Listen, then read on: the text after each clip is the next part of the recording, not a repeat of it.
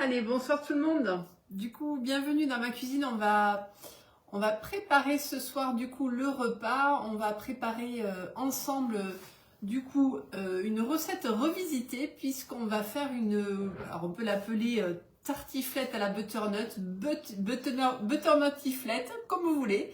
Donc c'est une revisite voilà, de la tartiflette. Moi j'avais envie voilà, de ce plat puisque j'avais de la butternut et un reblochon du coup disponible. Et puis comme il fait pas très chaud, voilà, c'est un plat qui permet de se réchauffer, qui permet de se coucouner, donc ça va être très sympa. Voilà. Alors du coup, je me suis connectée. Première chose pour moi, pour une première fois pour moi ce soir, je suis connectée en même temps sur Insta et sur Facebook. Donc je navigue un petit peu entre les deux, sur tablette et portable, donc vous inquiétez pas. Je vais petit à petit me caler, voilà. Et c'est vrai que voilà, je fais un essai, vous me direz si vous trouvez ça sympa en tout cas. Je vois qu'il y en a déjà qui sont contents de me retrouver sur Insta, voilà, je suis contente. Voilà, mais écoutez, on va attendre un petit peu, on va démarrer. Alors, moi j'ai déjà un petit peu avancé. Je vois que Karine est contente d'être sur mon live, bravo. J'ai avancé un petit peu, j'ai déjà enlevé la peau de ma butternut, donc j'ai pris 2 petites butternuts, voilà. Vous prenez en fonction de la taille que vous avez, petit, grand. Là, elles n'étaient pas très grosses, donc voilà, j'en ai pris 2. Et je vais du coup faire mon gratin, puisque c'est un gratin, dans le moule tablette. Voilà, on va utiliser le moule tablette qui est aussi un moule super pour faire un gratin. Donc ce soir, je vais l'utiliser voilà, en tant que gratin. Vous le connaissez, le moule tablette, c'est le moule vraiment par excellence, le best-of en flexipan chez Guy Demarle. On l'utilise pour plein de choses, que ce soit des gâteaux, que ça soit des cakes, des flans, que ça soit des Kinder Country, voilà, c'est le moule à avoir. Si vous ne l'avez pas encore, c'est le moment de se faire un beau cadeau de Noël. Donc, et aussi, on peut l'utiliser pour faire des gratins. Voilà, donc moi je vais l'utiliser pour faire un gratin. L'avantage c'est quoi? C'est que du coup je ne vais pas avoir à gratter à la fin, puisque ça va se nettoyer tout seul. Moi ça fait 11 ans que je l'ai ce moule, j'ai démarré comme ça. Avec ce moule là, et vous voyez, il est nickel, voilà, il est juste parfait encore, je l'utilise très très régulièrement, donc voilà, c'est juste top. Donc on va pas mettre de beurre ou de quoi que ce soit de matière grasse, c'est ça qui est bien, bonjour bonjour, je vois que vous arrivez doucement, donc pas de matière grasse, et ça va se laver tout seul, voilà, donc c'est vraiment chouette, on peut l'utiliser aussi pour des gratins, n'oubliez pas. Allez, c'est parti, je vois que vous arrivez doucement. Donc je vais faire chauffer ma poêle parce qu'on va en avoir besoin. Donc je vais mettre un petit fond d'huile d'olive dedans. Et on va commencer par éplucher un oignon. Voilà, donc dans ma butternut tiflette, alors je sais pas comment je l'appelle, une revisite, je vais mettre de l'oignon, ça va amener du moelleux, un petit peu, voilà, d'onctuosité. Donc on va peler l'oignon. Et on va le hacher du coup. On va le hacher, voilà, pour pas que ça soit trop grossier. Vous pouvez le couper, l'émincer au couteau. Ou le hacher aussi. Alors je vais vous montrer comment je le hache. Alors, je vais prendre mon petit tornado. Voilà. Alors bonjour, je vois que vous arrivez aussi. Donc tout le monde se connecte. Bonjour Catherine, Micheline, voilà. Enfin, je dis peut-être pas bonjour à tout le monde, mais j'essaye du moins. Donc, je vais le hacher dans le tornado, mon chouchou que vous connaissez, que vous voyez souvent utiliser. Voilà, qui est trop pratique pour pas pleurer justement, parce que j'aime pas pleurer quand je pèle les oignons. Et c'est l'avantage, c'est qu'on ne pleure quasiment pas quand on utilise le tornado, puisqu'il est protégé. L'oignon va être protégé du coup quand on va le couper. Allez, c'est parti, je mets mon capuchon. Donc, je rappelle qu'il y a des lames ici, donc c'est ça qui est top dans ce petit robot.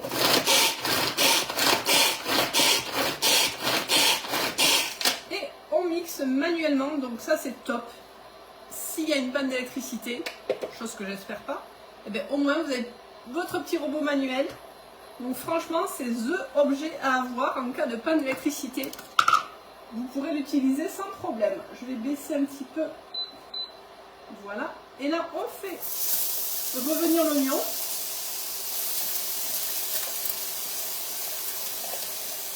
Voilà.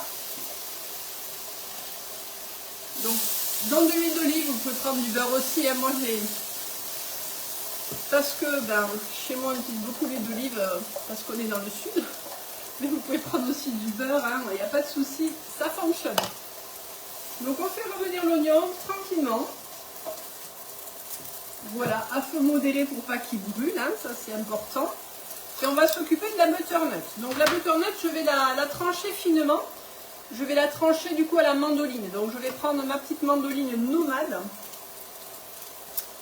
Je vais mettre le gant de protection parce qu'elle tranche. Et l'intérêt c'est de trancher des tranches de butternut un peu fines pour que ça cuise plus rapidement. Voilà, donc vous voyez. Donc on y va. Voilà, c'est juste facile. Donc, je rappelle qu'il y a un petit pochoir aussi hein, qui est pratique. Voilà, un petit pochoir du coup qui me permet de ne pas mettre les doigts. Hein, il va m'aider à la fin. Donc il est aussi très bien. Donc, on y va. Allez. Hop. Je vois qu'il y a des coucou, bonjour, bonsoir, bonsoir, pardon. Alors, est-ce que vous avez déjà fait des butternutiflettes? Dites-moi, buttertiflettes, tartiflettes revisitées, voilà, à la butternut. Est-ce que ça vous tente? Est-ce que vous allez oser la faire du coup? Dites-moi. C'est plus léger qu'avec des pommes de terre, hein. C'est l'intérêt, c'est qu'on va utiliser du légume. Voilà, c'est un petit peu plus léger. Plus fruité du coup, hein, parce que la butternut quand même c'est quelque chose qui est assez fruité. Voilà. Alors je vais ajouter un début de butternut. Et bon, ça va revenir ensemble. Hein. Donc notre intérêt de les faire fines, c'est que ça va vraiment voilà, cuire plus rapidement. Puisqu'on les pré-cuit un petit peu, du coup on va pré-cuire tout ça. Je vais mettre un petit peu plus d'huile d'olive. Voilà, pour pas que ça accroche trop. Et je continue à couper. Donc là, je vais prendre la butternut qui est entière. C'est pratique. On y va. Allez, hop. Vous voyez, ça va vite. Hein. Alors, elle est juste, elle passe juste en fait à la mandoline. Je vais retourner. Hop là. J'ai dit que je ne pleurerais pas, mais je pleure. Vous voyez. Je me suis fait... je cherchais un sopalin.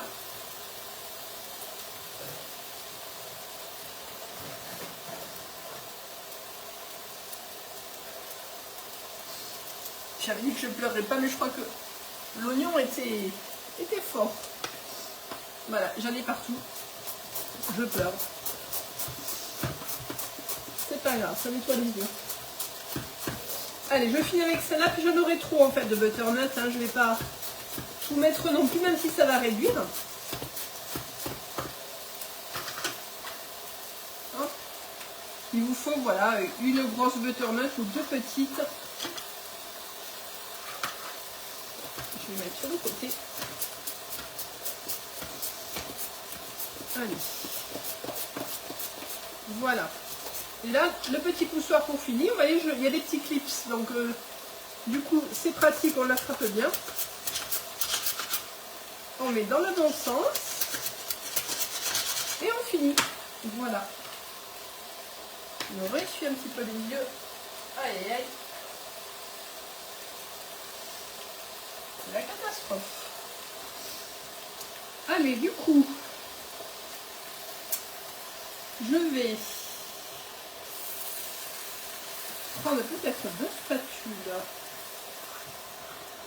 et monter un petit peu mon feu. Alors, hop. Voilà. Alors, ce qui est bien, c'est qu'en fait, avec les restes de butternut, je vais tout simplement les mettre dans un plat, hein, donc un plat Bissell. J'ai coupé ma butternut, je ne veux pas l'utiliser entièrement. Donc qu'est-ce que j'en fais? Je vais la conserver. Je vais la conserver sans problème, voilà, pour pouvoir l'utiliser plus tard. Donc, on ne gâche pas, je n'aurais pas forcément envie de l'utiliser demain, hein, ma butternut, donc c'est ça qui est top. Je vais la couper en morceaux, voilà, je ne sais même pas ce que je vais en faire, hein, voilà, je ne sais pas, on verra. Donc je vais la mettre du coup dans un récipient. Et je vais la mettre sous vide. Donc vous connaissez mon Bicel, si vous avez suivi du coup mes stories aujourd'hui, vous avez vu que je l'ai utilisé pas mal. Hein. Du coup, voilà, c'est mon appareil de mise sous vide. Et là, l'intérêt c'est que je vais garder ma butternut sous vide 10 jours sans problème. Elle va rester intacte et je vais pouvoir l'utiliser. Faire un risotto à la butternut, faire une quiche, je ne sais pas encore. Faire une soupe, hein, mais je ne vais pas du tout gaspiller ma butternut. Donc ça, il fait le job, c'est lui qui fait le job, il travaille pour moi. Voilà. Et c'est bon. Vous avez vu la pompe qui est revenue. Donc là, ma butternut, elle va au frais et 10 jours sans problème, hein, sous vide. Et elle va rester nickel. Les vitamines, les minéraux, tout ça, c'est vraiment préservé. Donc le cadeau de Noël, c'est vraiment Bicel, hein. Si vous ne l'avez pas encore, faites-vous ce cadeau de Noël. C'est vraiment le cadeau pratique, le cadeau de famille et le cadeau écologique aussi, qui va vous permettre de vraiment faire des économies, gagner du temps en cuisine pour faire du batch cooking. Voilà, donc c'est vraiment important à l'heure actuelle, hein, de manger frais, de manger sain. Et donc Bicel nous aide bien. Allez, donc là je continue un petit peu à touiller, à remuer pour aider ma butternut à cuire. Je vais mettre un petit couvercle là, que j'adore. J'en ai discuté avec une hôtesse à moi ce week-end à l'atelier là. Elle me dit, ah, ces couvercles, vous les utilisez souvent? Oui, ils sont top parce qu'ils permettent de vraiment cuire à l'étouffée, hein, facilement. Et je l'adore, voilà. Donc là, je laisse un petit peu tranquillement cuire. Je vais m'occuper du coup, pendant ce temps, du reblochon. Voilà. Est-ce que vous avez des questions par rapport à la recette? Est-ce que ça vous parle? Est-ce que vous avez envie de la faire, hein? Dites-moi, voilà. Ne pleure... C'est ça, ne pleure pas Jeannette. Non, c'est bon. Et j'ai eu ma petite passe, Caro, j'ai... Voilà. Ça m'a fait bien pleurer. Moi, je me suis toujours dit que ça me nettoyait les yeux, ça purifiait les yeux, les oignons. Alors, j'ai la butternut qui s'échappe. Hop là. Voilà, ça commence à sentir bon. Je baisse un tout petit peu parce que ça caramélise. Je remets un tout chouïa d'huile d'olive. Je vais poivrer un petit peu. Mettre un peu de muscade aussi, parce que j'aime bien la butternut muscade, et ça va bien aller avec le reblochon aussi.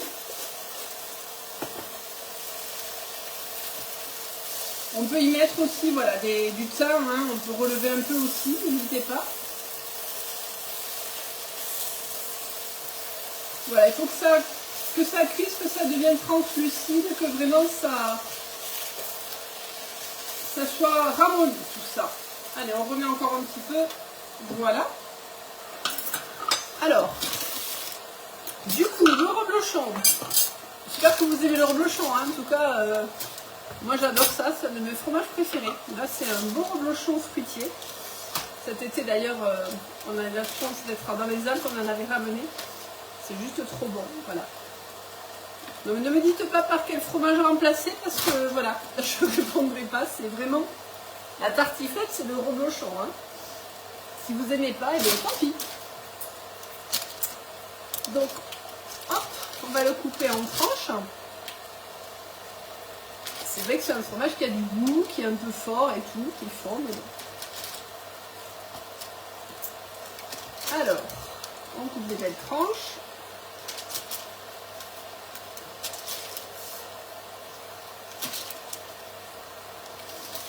Et du coup, voilà. Mais vous voyez, j'ai oublié quelque chose. C'est ça. C'est les lardons.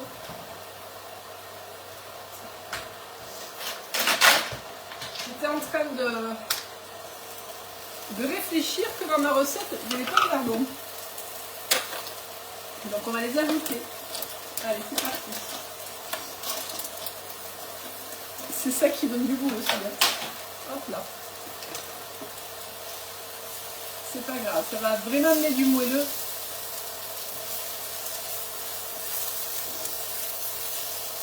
Après, on n'est pas obligé de mettre du lardon. Hein. Voilà, vous pouvez faire sans lardon, il n'y a aucun souci. Mais ça amène le goût, ça amène vraiment le fumet. Voilà, là on est pas mal. On commence à être pas mal sur la butternut qui a ramolli.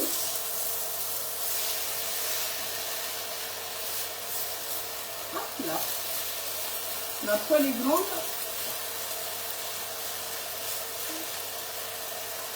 On n'est pas loin, il y en a encore un tout petit peu qui n'est pas cuit. Allez, 5 minutes le temps que les lardons finissent de cuire. Voilà. Du coup, après,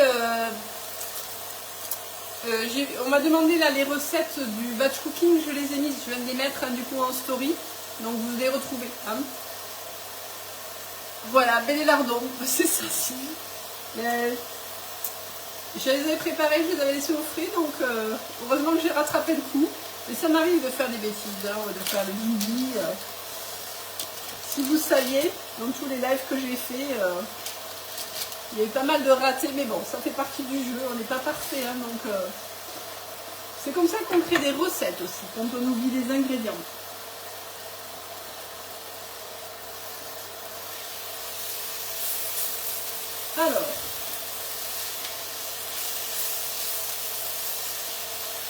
Alors si vous êtes nombreux, vous pouvez prendre le grand plat aussi rectangulaire, hein, le grand plat flexipan rectangulaire.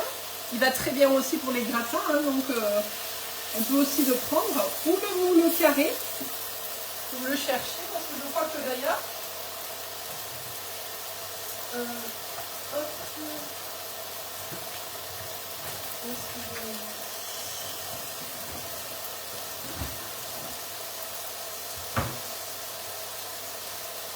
dans celui-là, voilà, aussi, hein, c'est pratique, voilà, quand on est nombreux, on peut aussi faire du coup les tartiflettes, tout ça dedans. Voilà, moi je vais prendre que je suis un peu juste, j'avoue, je pense. Allez, j'éteins.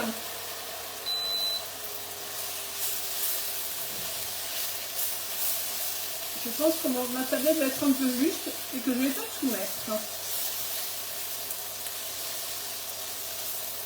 Voilà, là on est bien, ça a bien ramolli.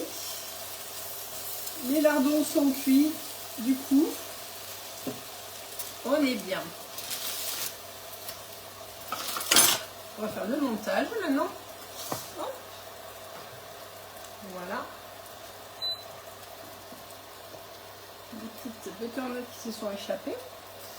Alors l'idée c'est de les mettre quand même un peu tassés. Hein, et je vais intercaler un petit peu de reblochon. Voilà. Donc je tasse un petit peu avec ma spatule. Voilà. Je vais mettre un petit peu de reblochon comme ceci. Déjà, oui, je vais faire comme des lasagnes, un peu en couche. Hein. Voilà. Je vais remettre ma butternut dessus. Ça sent très bon en tout cas. Mélange butternut reblochon. Et c'est un petit peu caramélisé, donc c'est plutôt sympa. Voilà, mais ça va. Vous voyez, les quantités vont bien. Donc là, j'ai mis une butternut, une belle butternut et demie. Hein. Donc c'est pour ouais, 4-5, selon les appétits en fait. Voilà. Donc on appuie bien, on tasse bien. Voilà, pour que ça soit sympa. Et vraiment le fait de les couper bien fines, voilà, c'est vraiment bien. Vous voyez, la cuisson du coup était vraiment plus accéléré. Après, on peut faire un petit cube hein, aussi, voilà. Vous faites comme vous voulez, mais c'est pas mal, je trouve, comme ça. Allez, on y va. Donc là, on remet un peu de reblochon. Hop, parce qu'il en faut. Il y aura quand même un peu de salade avec, hein, un peu de salade verte. Du coup, je vous rassure, pour alléger tout ça. Je vais le recouper. Voilà. On en met comme on veut, comme on aime.